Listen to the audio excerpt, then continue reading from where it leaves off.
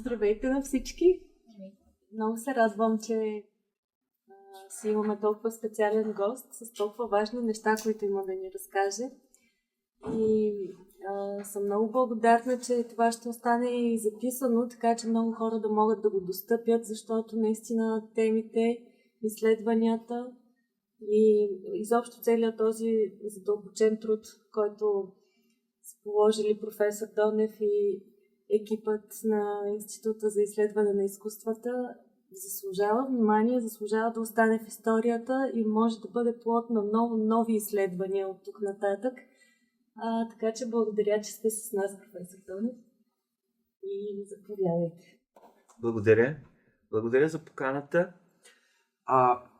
Ние се опитваме също да правим нещата, които изследваме, широко достъпни. Създадохме един специален сайт. Тук е моя грешката, че не успях да донеса флаери, които популяризират, но ще намерим начин те да достигнат до библиотека Захари Княжевски в Стара Загора. И на тази платформа в интернет публикуваме статии, публикуваме и книгите, които са издадени по проекта, тези, които до момента са излязли от печат. И много малко количество на практика печатаме физически, само предназначено е за библиотеки и за колеги специалисти, които знаем, че проявяват по-голям интерес към тази тематика. Иначе така да се каже, за широката публика сме предназначили интернет публикациите, които са със свободен достъп и се надяваме, че ако не веднага след тяхното публикуване, така достатъчно дълго време ще бъдат достъпни и хората ще имат възможност както да ги четат онлайн, така също да ги свалят и да ги четат на собствените устройства. Как стигнахме до нашия проект? В България има едно натрупано знание по отношение на филмите, на филмопроизводството, на филмовото творчество през този период, но сравнително по-малко е познато съществуването на киното. По какъв начин филмите са достигали до публиката, как зрителите са ги гледали, по какъв начин е била организирана системата и на кинопоказ, и на киноразпространение и така в същото време по какъв начин водещите фигури в обществения живот, интелектуалци, творци, в някои случаи политици, са създавали по-благоприятни условия за развитието и възприемането на киното. Тоест всички онези елементи, които са фактори за възникване и широкото разпространение на българската филмова култура. В същото време се стремим винаги и в публикациите, и в публичните събития, които правим за популяризиране на нашите изследвания, да обръщаме внимание на онова, което е по-близко до неподготвената, неакадемичната публика. Тоест неща, които са забавни, които в някакъв смисъл изненадват съвременните зрители, просто защото не предполагат по различни причини ежедневният живот на киното в онази епоха е останал дълги години без особено внимание, без особен интерес и именно това е и причината за изложбата за кинорекламата, защото кинорекламата е най-непосредственият контакт, освен филмите, между публиката и институциите, които организират филмовия живот в онази епоха.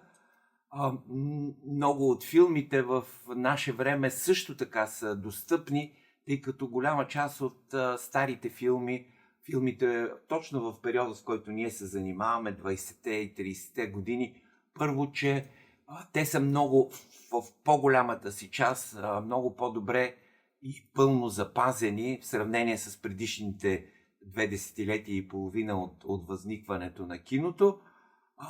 Но при всички случаи именно кинорекламата, българската кинореклама е непосредствения медиатор, посредник между филмовата продукция, между филмите и техните зрители. И така, за това се стремим да се опитаме да реконструираме процеса, по който филмите са достигали до своите зрители. В същото време се опитваме и да разширяваме знанието по отношение на личности, на значителни личности от този период, за които все пак вече има определена информация, защото именно чрез движението от познатото, от известното към по-малко известното, по-малко познатото, разчитаме да засилим интереса на публиката и на специалистите към този период. И затова едно от първите събития в нашите занимания беше една изложба, която организирахме още в първите седмици от възникването от идеята за проекта. Разбира се, не може за 2 или 3 седмици да се подготви такова нещо, но още кандидатствайки за подкрепа пред Фонд научни изследвания на Министерството на образованието и науката, ние започнахме да готвим и тази изложба. Тя при всички случаи щеше да стане факт и във връзка с юбилея, годишнината 130 години от рождението на Васил Гендов, независимо от подкрепата, но така да се каже, много добре съвпаднаха събитията и имахме възможност с една поредица от събития да анонсираме и стартирането на този проект. Биографията на Васил Гендов е сравнително известна и чрез поредицата от публикации на различни изследователи на българското кино още от 50-те, 60-те, 70-те години. В последните години най-значителен е приноса на нашия колега, който е и участник в нашия проект, доктора на науките Петър Карджилов, който наскоро чествахме неговия 75 годишен юбилей. Един от хората, който не само допринася с обогатяване на знанието за по-старото българско кино, но и с ентусиазма си вдъхновява и зарежда нас и по-младите изследователи, защото един от големите проблеми на киноисторическата наука е, че липсват сравнително млади хора, млади изследователи, които току-що са напуснали академичната среда, които да проявяват интерес към тези изследвания. Но се надяваме, че с подобен род проекти ще ги накараме да се развълнуват и да засилят интереса си към този период. В тази изложба се опитахме не толкова да съберем съществуващите документи, знания, факти, фотографии за и биографията на Васил Гендов, но и да намерим доста малко известни документи, истории, които са свързани, особено с ранния период на неговото житейско израстване. Опитахме се да проследим пътя му в училище. Оказа се, че един факт, който почти никъде, на практика никъде преди това не беше коментиран, оказва, че той е изключен от трета гимназия, преди да не успява да завърши и 10-ти клас, именно поради факта, че е започнал да участва много активно в различен род театрални представления, което по това време е било забранено за ученици. Театъра се е считал една доста съмнителна дейност заради славата на артистите, така че не е било допустимо ученици в престижни държавни училища да се занимават с подобни занимания. Въпреки това, дори и с 10-ти клас той успява да се самообразова, да постигне достатъчно богата култура и въпреки че е най-известен като филмов режисьор, продуцент, човек, който така живее с желанието да се въведе киното в българското общество. Той също така демонстрира на широки дарби като литератор, като поет, автор на епиграми, автор на статии в театрални критики, освен това много активна кинопублицистична дейност. Главната, подчертавайки своята мисия от необходимостта киното да навлезе, да бъде възприето от българското общество, да се намерят механизми за неговата подкрепа от държавните институции. Ако не бъдат намерени такива средства, поне да се създадат облекчения, данъчни и от друг характер за създателите на филми, така че той има активна дейност и в тази посока. Освен това, по-нататък ще спомена и за един театрален мемуар, който издадохме също в рамките на проекта, а по-скоро под шапката, под егидата на проекта, още преди да бъде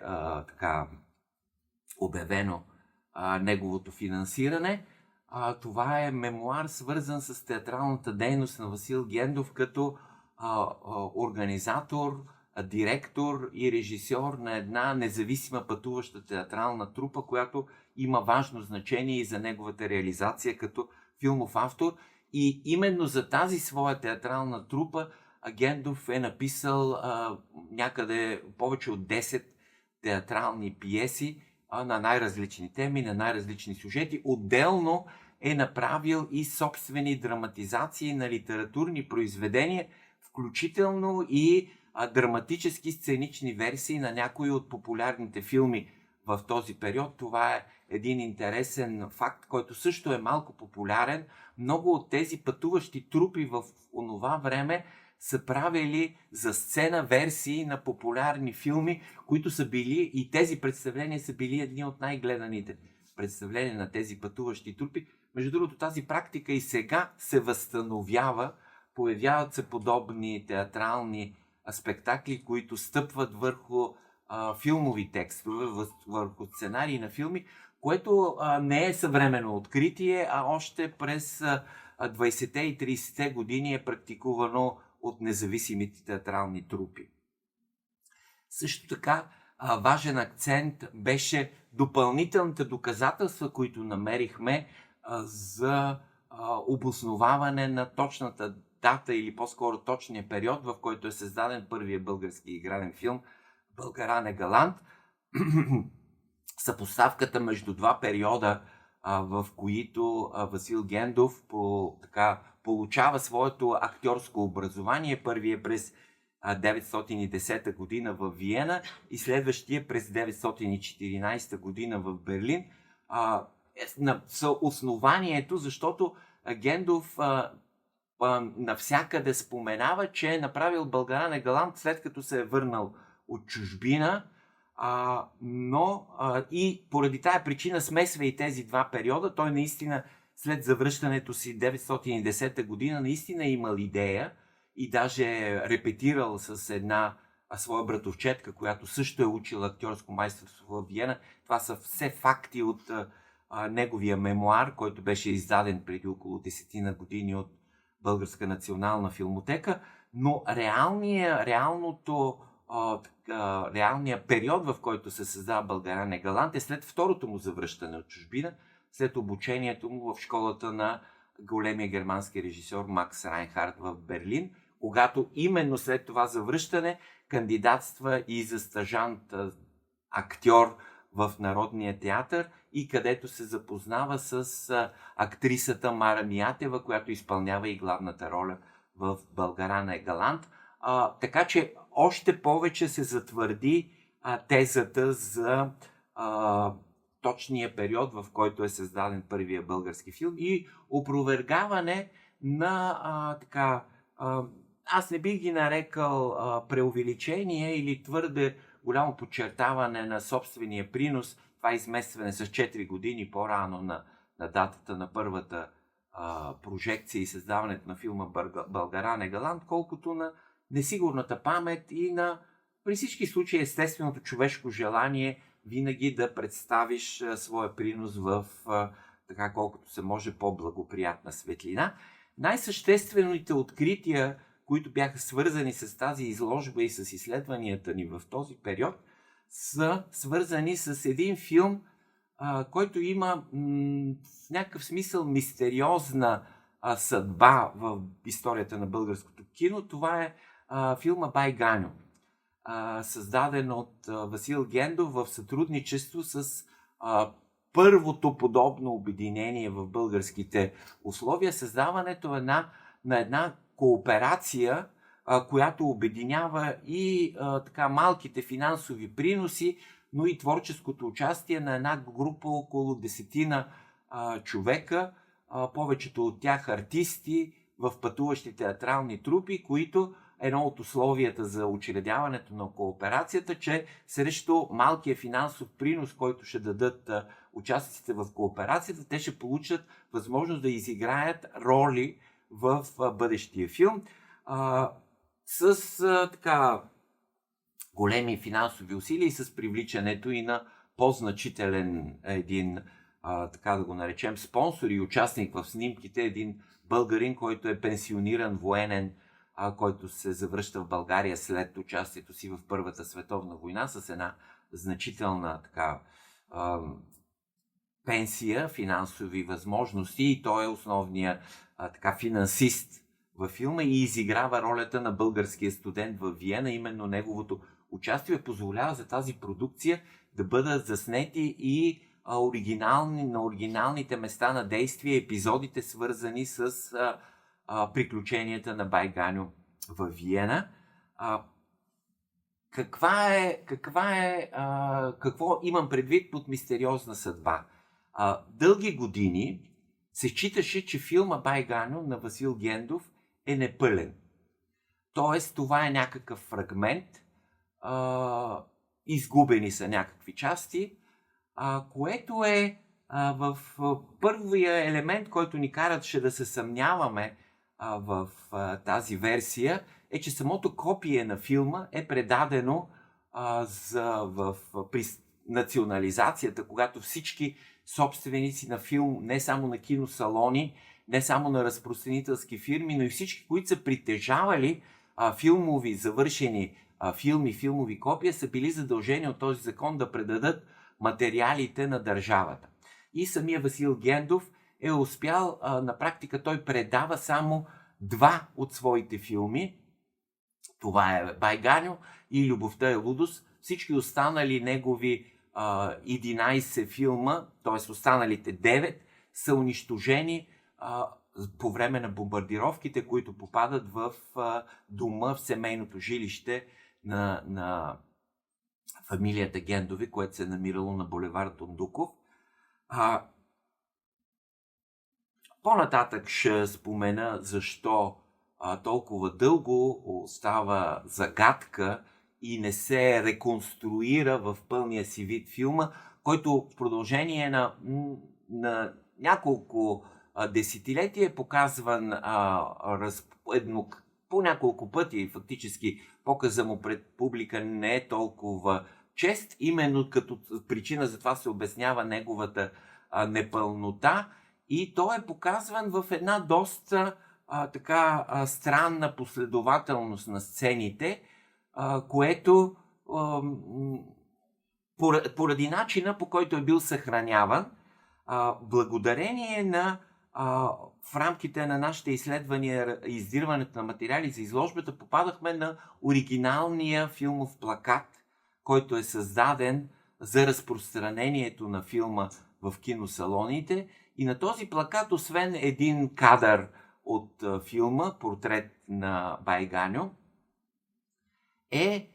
присъства и доста пълно описание на сцените във филма, в тяхната последователност, и почти пълно са възпроизведени междукадровите надписи, тъй като филмите са неми, диалозите, разказа е предаден с табла, на които се появяват тези междукадрови надписи.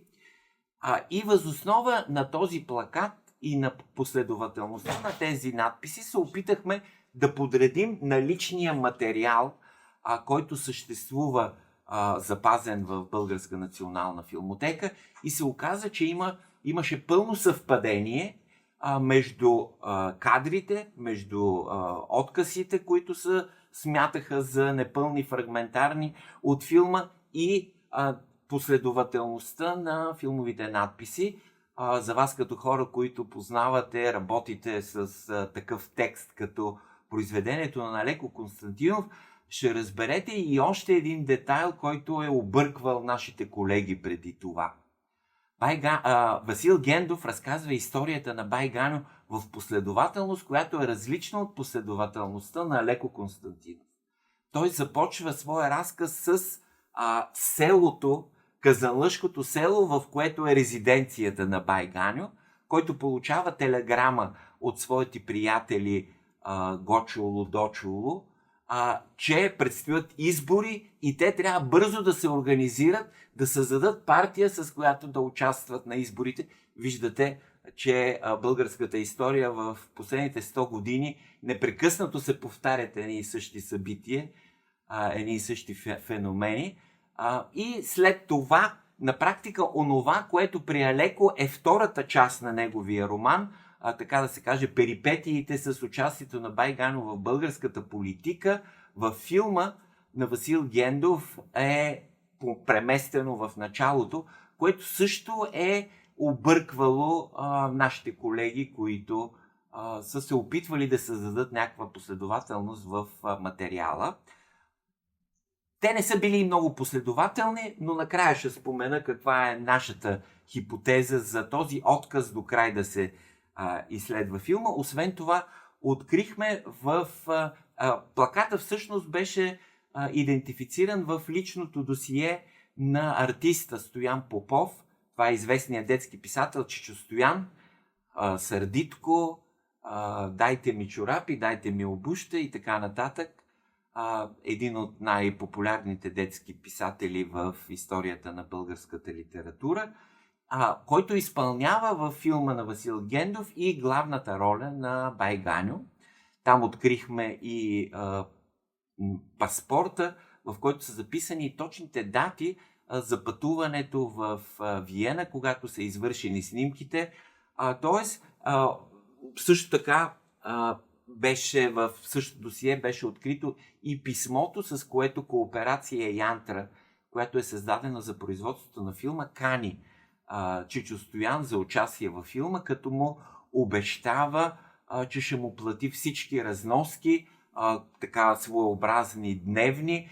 Няма специално обявен хонорар заради това, че участва във филма, но и важно е да се спомене, че Васил Гендов познава Чичо Стоян от началото на своята кариера като участник в пътуваща театрална трупа. Това е трупата на Роза Попова, с която така създават първия общински градски театър в Русе през 1910 година.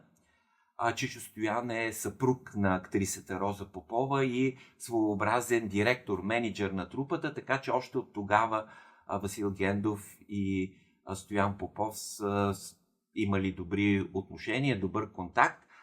И ако си така погледнете снимките на Чичо Стоян, виждате колко много фигура в излъчването си той прилича, и единственият аксесуар, който е бил добавен, за да се възпроизведе максимално пълно образа на Бай Ганьо в представите, в описанието на Алеко и в представите на българските читатели, са големите мустаци, които са били добавени допълнително като елемент на грима.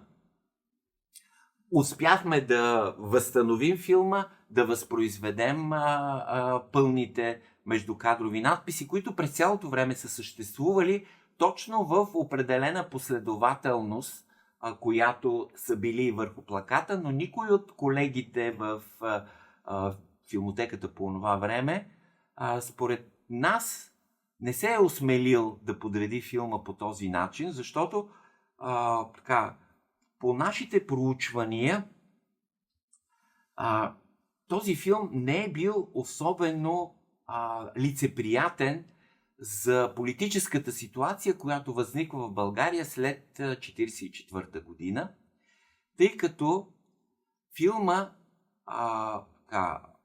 по наши хипотези и проучвайки пресата на епохата, е бил възприет и е бил замислен до голяма степен като своеобразен фейлетон, сатира на тогавашния министър-председател Александър Стамболийски.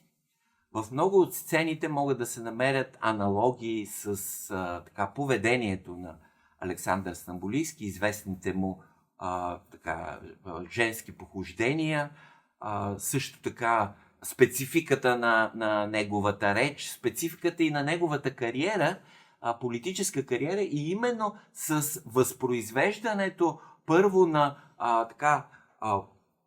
участието в изборите, задаването на политическата рамка в образа на Бай Ганьо, и след това представянето на неговите пътувания в чужбина, се прави аналогия с наистина многобройните и многоседмични и няколкомесечни пътувания в чужбина на Александър Стамболийски, уж за да съдейства непрекъснато за по-добрия имидж на България, на българското правителство, което той ръководи. Тази ситуация се доказва и от факта, че в пресата не съществуват никакви съобщения. Всички български филми, които се появяват по това време, те не са толкова много, но все пак са достатъчно количество. 7 филма са създадени през първите 2 години на 20-те години. Единият от тях има премиера след 22 година. Има дати за премиерата на филма Бай Ганьо в Пловдив, но никъде до нашите занимания не беше идентифицирана датата, на която той е представен в София. Имаше дори подозрение, че Васил Гендов може би отново си измисля за големия успех на своя филм в София, но при едно, даже след изложбата, преди няколко месеца, през ноември, при едно поредно преравяне на старите вестници, в вестник Слово, в един от вестниците, дори не популярното издание, което публикува съобщения за нови филми в онази епоха, намерихме в един ред датата, на която филма е представен в кино Одеон. Това е 30 ноември 1922 година, така че много от нещата, които Васил Гендов е говорил, се потвърдиха. Той не винаги борави с точните дати, но обикновено нещата, които казва, са се случили, може с някакво изместване във времето, но са реални събития. И именно отсъствието на реклама за този филм ни кара да мислим, че това също е обяснение за нежеланието да се дразнят управляващите в този период, в който е един от най-драматичните периоди от управлението на Александър Стамболийски. В същото време в хумористичните издания от това време намерихме доста повече препратки, които засилват аналогията между филма и образа на Александър Стамболийски в онзи период. И считаме, че нежеланието през десетилетията след 1944 година филмовите изследователи да се занимават с този филм е именно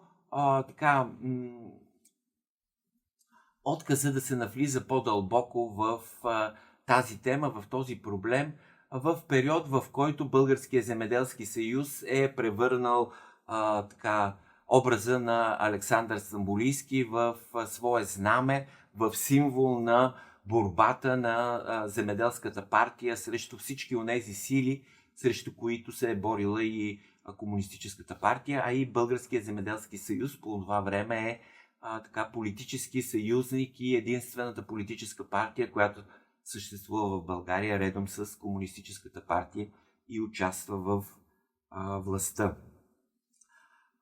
Смятаме, че този филм е един от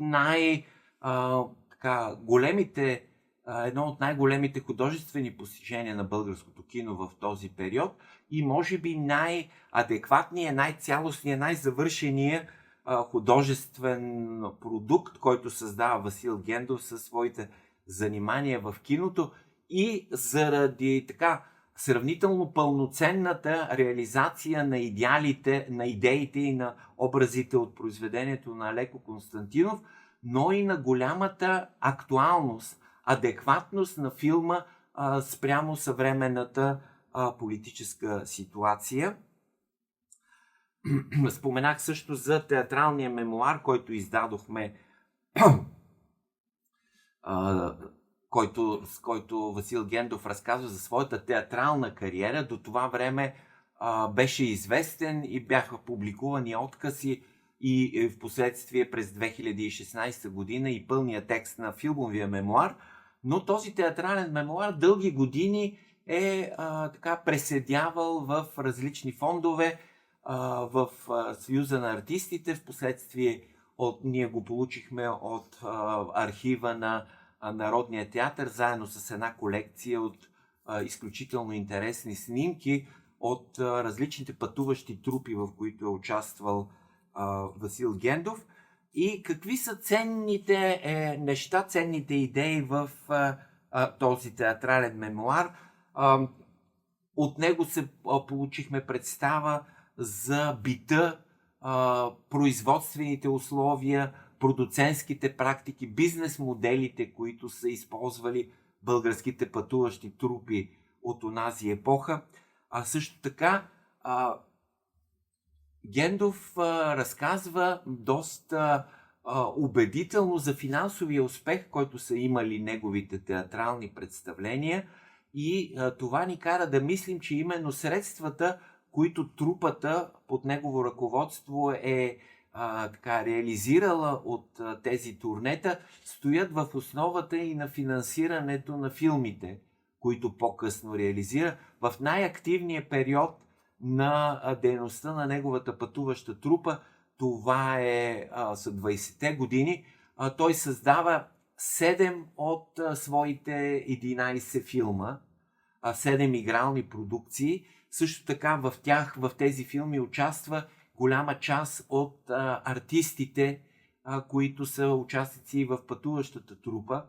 В същото време много от сюжетите на филмите възпроизвеждат тези пиеси, които Гендов е писал и които са изпълнявани на театрална сцена. Тоест има връзка между двата процеса, между представянето на тези представления на сцена и последващото им реализиране като филмови проекти. Не нося тази книга, от нея са останали много малко екземпляри. Сега проверих, че тя също беше достъпна дълго време онлайн, но страницата, на която беше публикувана по някакви причини, не функционира, така че ще я преместим на нашия сайт, така че тя ще бъде достъпна онлайн и там. Другата личност, в която се концентрирахме в началния период на нашите занимания, е Златан Дудов. И особено ранната биография на този роден в Цариброд, Западните Прокранини, през 1903 година, тази територия, която по силата на Ньойския договор е станала част от Кралство Югославия, но е била българска по управление, по дух, по култура в този период, и самия Златан Дудов винаги е подчертавал своя български произход, въпреки че неговата кариера като кинорежисьор основно е реализирана в германското кино. Той дебютира 1932 година с филма Куле-Вампе, който е създаден със сътрудничеството на Бертолт Брехт, а самия Златан Дудов е част от театралния колектив, който Брехт сформира в края на 20-те години, когато се превръща в един от водещите театрални автори и създатели на театрални представления. Между другото, Златан Дудов е и режисьор, първи режисьор на поредица от Брехтови постановки и в Германия, и последствие при емиграцията си във Франция. За нас обаче най-интересният момент, и тази книга разказва за ранния период от раждането на Златан Дудов до първите години на неговата емиграция в Берлин, завършването на гимназия, посещението на училище, първо в завършването на първите класове на гимназията в Цариброд, която е била така наречена непълна гимназия, и в последствие завършване на следващите 3 курса от гимназиалното обучение, отново в трета гимназия, същата в която предишните години е учил и Васил Гендов. Там получихме представа за учителите на Златан Дудов, които са важни имена, свързани с българската култура. Това е учителя му по френски, Иван Андрейчин, председател на Съюза на писателите, автор на практика на първото относително научно, академично съчинение в българската преса, посветено на киното, което е публикувано още 1909 година. В някои отношения той изпреварва всички останали известни публикации за природата, за бъдещето на киното, които са публикувани в много по-развити европейски страни. И другия много важен учител на Златан Дудов по философия, логика е Цветан Радославов, съгражданин и близък приятел на Алеко Константинов, автор на българския химн Мила Родино. Така че тази среда на хора, които са били своеобразни авторитети в културния живот на България в десетилетията. Златан Дудов пристига в София и учи тези последни класове в гимназията още преди подписването на Ньойския договор, след като Цариброд става част от Югославия, той остава да живее с майка си по баща му, който е бил железничар, умира по време на голямата епидемия от испански грип 918-19 година, която дава повече жертви на практика, отколкото по време на Първата световна война. Онова, което също беше интересно от биографията на Златан Дудов, е неговото активно сътрудничество като кореспондент и кинокритик за едно от първите филмови списания, които излизат по това време, Нашето кино. Вече при престоя си в Берлин той има около 10 публикации по това време, които представя активни фигури в германския филмов живот, както и рецензии за ново публикувани германски филми, които някои от тях са представени и в българските кина. Така че беше важно въз основа на неговата биография да представим един възможен модел за формиране на филмови интереси, на филмово образование, на филмови разбирания в един любопитен, но наистина обикновен човек, който произхожда от обикновено семейство на баща кантонер, майка домакиня, без някакви голям контакт, досег с литературния, с културния живот на големите градове. Естествено, важно значение има общуването му в училищната среда и природното любопитство, интереси на един млад човек, който открива в киното възможност и за собствена реализация. Сега ще представя накратко и книгите, които... Това е за мен едно от най-ценните неща, които успяхме да създадем в този проект. Тук са събрани, това е наречено антология на българската филмова мисъл между двете световни войни. Статии, есета и по-научно обосновани студии посветени на възприемането на киното от някои от най-известните фигури в българския интелектуален живот. Това са около 120 текста, както в специализирани издания, киносписания, така също в периодични вестници и списания, ежедневници, седмични списания, някои от най-популярните издания на онази епоха, вестниците Мир, Днес, Слово, Свободна реч, Пряпорец, седмичниците с литературна насоченост, Литературен глас, Развигор, също така списания Златорог, Свободна мисъл, Философски преглед, Хиперион.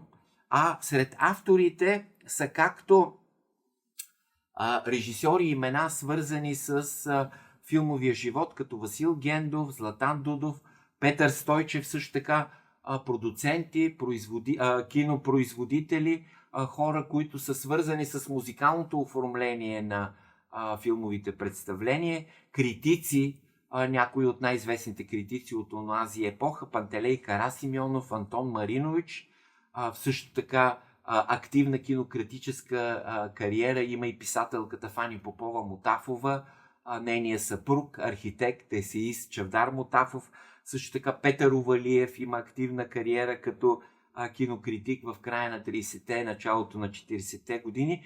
Също така постоянни рубрики, в които са публикували за кино, имат Ана Каменова, Сирак Скитник. Също така сме публикували и епизодични, но доста така страстни защити, собствени статии и интервюта, посветени на киното на такива личности от български литературен живот, като Николай Райнов, Гео Милев, Елисавета Багряна, Дора Габе.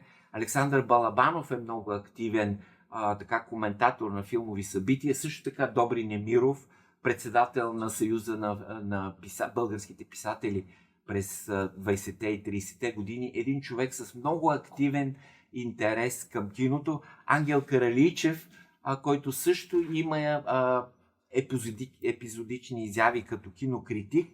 Също така музикант, пианист, композитор като Димитър Ненов, театралния режисьор Николай Фол.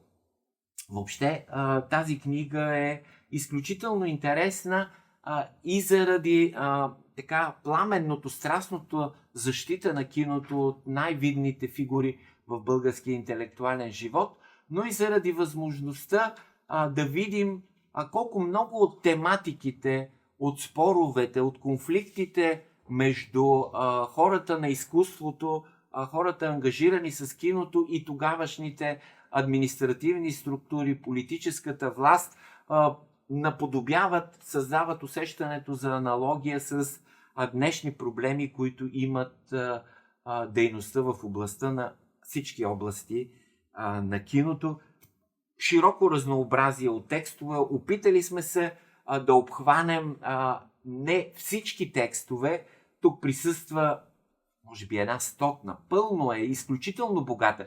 Колкото видяхте в изложбата публикации, свързани с рекламата на чуждестранни и български филми, толкова разнообразни са и публикациите, посветени на киното в тогавашната преса. Това е, може би, дори много повече от 100, 1000 от онова, което е публикувано за кино в тогавашната преса. И другата книга, която съм донесъл, е последната книга на Петър Карджилов, в която има 8 статии, които са с обхвата на студии, посветени на малко изследвания или напълно неизвестни теми от историята на българското кино през 20-те и 30-те години. Сред тях са статии за първите киношколи. Това е една модерна практика в началото на 20-те години, когато достигат все повече новини за изяви на български актьори в чуждестранни продукции, италиански, германски, френски, австрийски филми, в които се появяват български имена.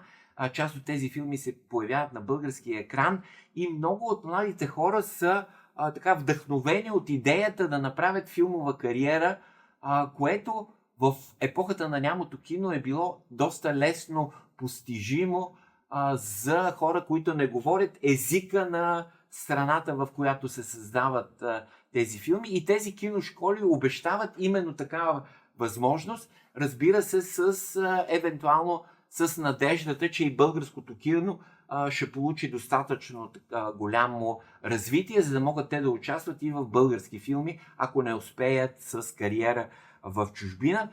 Също така, за първи път са представени в изключителни детайли първите български продукции създадени през 21-22 година. Това е изключително плодотворен период. Аз вече споменах, само за тези 2 години са заснети 7 игрални филма. Размера на тази бройка е впечатляващ, особено когато се види, че през следващите 4 години, от 23-та до 26-та, чак 3 години и половина, следващия български филм, който се появява е през 27-ма година на Васил Гендов, човекът, който забрави Бога, и се вижда колко различни са тези два периода. Началото на 20-те години, въпреки тежките икономически проблеми, финансова криза, последствие на Първата световна война, репарациите, които България трябва да изплаща, са създадени 7 игрални филма, а за следващите години до 27-ма, заради поредицата от политически превратности, атентата на 9 юни, бунтовете през септември 23-та, атентатите през 24-та, политическите убийства след атентата в църквата Света неделя. Вижда се колко силно влияние има тази политическа ситуация за българското филмопроизводство. И ако просто като някаква хипотеза, ако трябва да проектираме какво би било с българското кино, ако не се бяха случили тези политически катаклизми, може би той би имало много по-бурно, много по-широко развитие през 20-те години, а не нямаше да страдаме и да се оплакваме от драстичното изоставане в сравнение с централноевропейските, а дори и с някои от балканските страни. Друг важен акцент в книгата на Петър Кърджилов са организациите и институциите, които започват от началото на 20-те години да се създават, на киноразпространители, на кинооператори, на кинопритежатели. Въобще една активна институционализация, която позволява на тези организации да защитават интересите на своите членове пред държавните институции, пред политическите партии, за осигуряване на по-благоприятни условия за създаването на български филми и за съществуването на филмовата дейност. Говорихме вчера за нашата изложба. Виждам, че времето напредва и бих искал да оставя и малко време и за ваши въпроси, които нещо, което са възбудили моите думи вчера и днес, което би могло да бъде интересно. Така че давам възможност за реакция от ваша страна. Аз през цялото време, в което ни разказвате всички тези истории, много се чудя в каква степен сте намирали материали в чужди архиви, чуждестранни архиви за целият този труд и каква е разликата, когато работите с чуждестранни архиви и с български архиви, защото колкото моя опит показва, не сме с много добра традиция в архивирането. И също така, освен в официалните български архиви, достъпвали ли сте информация през частни колекционери на такава? Ще започна с нещо по-общо. Когато започнахме този проект, мислехме, че в рамките на тези 3 години, те вече станаха 4, ще успеем да създадем една така доста пълна, изчерпателна картина на процесите, на събитията, на фактите в този период. Това е естествен процес в знанието. Колкото повече знае човек, толкова повече разбира колко не знае. Защото разширявайки кръга на нашето знание, се разширява все повече и пространството извън този кръг. Тоест, нашата перспектива се променя. Именно. Така че има страшно много още неща, които си струва, могат да се изследват. Мога да кажа, че българските архиви, говоря за Софийския централен държавен архив, библиотеките, регионалните библиотеки също са изключително важен ресурс, който сме ползвали и за тази изложба, и за моите проучвания, защото да, филмопроизводството е концентрирано в София. Тогава е било така. 20-те и 30-те години и сега е почти също. Но филмовия живот извън София е изключително богат. В много отношения там се реализират практики, демонстрира се отдаденост на киното, която в някои отношения е още по-ангажираща, още по-така впечатляваща, отколкото в София. И всичко това е документирано в регионалните вестници.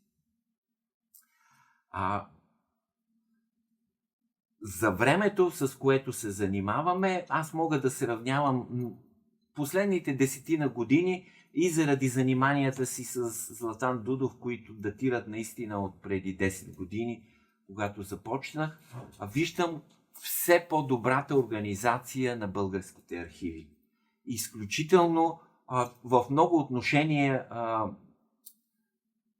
не може да кажа, че са на равнището, тъй като за книгите и изследванията с Златан Дудов съм работил и във Френския държавен архив, във Френската национална филмотека, също така в Берлинския архив на Академията на изкуствата, където се намира личния архив на Златан Дудов, който е бил гражданин на ГДР, и макар че този архив, неговия личен архив беше предаден там едва някъде 2014 година след смъртта на дъщеря му, и той едва от миналата година вече е свободно достъпен за изследвания, но имах така късмета и привилегията още преди да бъде обработен и достъпен напълно, да получа възможност да се запознае с негови образци. Трябва да се каже, че като организация, като съхранение, като материална база, като ресурси, не само финансови, но и кадрови, чуждестранните архиви са обезпечени на несравнимо равнище в сравнение с българските архиви, но все пак това, което имаме и това, което можем да ползваме в момента, е много по-добро от това, което беше преди 15 и 20 години. Така че би трябвало да отчитаме този напредък и именно това е и причината да осъзнаваме колко много е онова знание, което предстои да бъде обработено, придобито и усвоено чрез достъпа на националните архиви. Аз лично не съм имал контакти с колекционери, преки, тъй като това е също специфична дейност, но имам контакти с тези хора, които ежедневно общуват с колекционерите. Това са антикварите. И там наистина попадат изключително ценни неща, за които обаче нито нашия институт, нито Централния държавен архив, нито Българска национална филмотека имат специализирано финансиране, което би позволило тези материали, тези безценни в някои случаи документи и така по-големи колекции да станат държавна собственост. и общо взето те се разпродават на парче. Трябва да си призная, че и аз участвам понякога в този процес, защото не мога да си позволя да купя неща, които имат така висока колекционерска стойност, като фотографии, картички с артисти, т.е. подобен род образци, които имат специализирани хора, които се интересуват и са готови да платят значителни пари. И предпочитам да се концентрирам върху някакви материали, които носят по-висока академична стойност. Дневници, документи, свързани с функционирането на някакви предприятия, някакви организации. И ги купуваме с собствени пари. Защото това е част и от нашата работа. За да можем понякога да напишем нещо, да публикуваме някакъв документ, който за първи път става публично достояние, трябва да го притежаваме или поне. И ако знаем, че ще отиде в някаква колекция, която е с затворен достъп, някога хората и не знаят какво притежават, но антикварите са все по-образовани, все по-добре знаят кое има стойност, кое каква стойност има, и това предполага, и заради факта, че те също са в някои случаи се разполагат с по-големи финансови ресурси, дори от държавни организации, те си създават депа, в които складират своите ценности, и се надяваме, че в някакъв момент ще можем да получим достъп и до онова, което е останало от колекциите, до които те са стигнали. Но картината става за мен лично все по-благоприятна, оптимистична, ако не се губи енергията и не се оценява значението на тези материали, тези колекции, които съществуват.